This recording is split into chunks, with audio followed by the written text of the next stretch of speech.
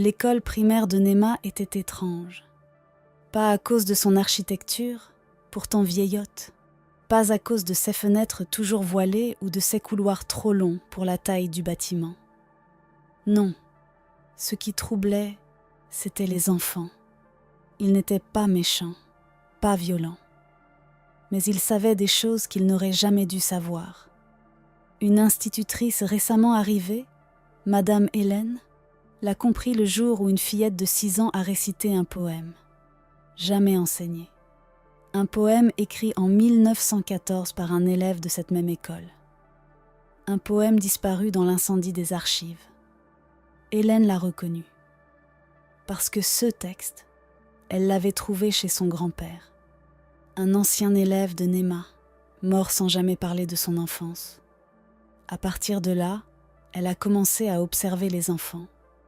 Certains se réveillaient d'une sieste, en murmurant des noms anciens. D'autres traçaient à la craie des symboles religieux oubliés. Un garçon, Léo, a été surpris en train d'écrire en vieil araméen sur son cahier d'écriture. Et quand Hélène a demandé qui lui avait appris ça, il a simplement répondu « C'est la petite voix dans la craie ».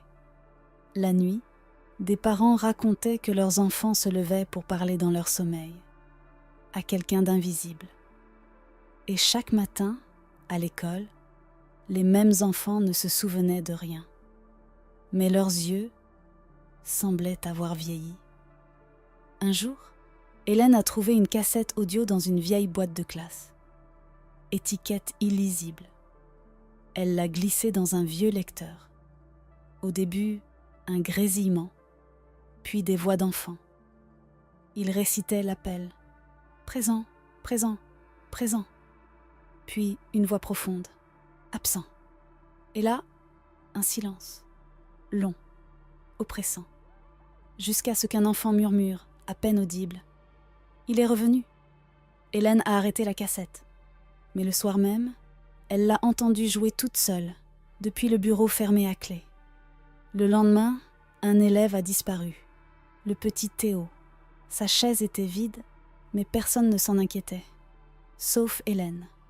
Quand elle a prononcé son nom à voix haute dans la classe, les autres élèves ont simplement répondu « Il est là, madame. Il est juste ailleurs. » Elle a tenté d'alerter la direction. On l'a convoquée. On l'a mise en congé d'office pour épuisement nerveux. Mais la veille de son départ, elle est retournée une dernière fois dans la salle de classe. Et là, dans le tiroir de son bureau, elle a trouvé un cahier. Avec une écriture tremblante. Signé Théo. Chaque page racontait ce qu'il vivait, de l'autre côté. Ici, les murs sont gris et sans fin. Les professeurs n'ont pas de visage. Les leçons ne s'arrêtent jamais. Et chaque fois qu'on oublie un mot, on oublie un souvenir. À la dernière page, une phrase en rouge. « Dis-leur de ne pas nous écouter. Chaque voix est un piège. » Depuis ce jour, la salle de classe numéro 7 est condamnée. Mais parfois, à la récréation, on entend des rires. Et quand les enseignants les cherchent, aucun enfant n'est absent. Du moins, pas sur le registre.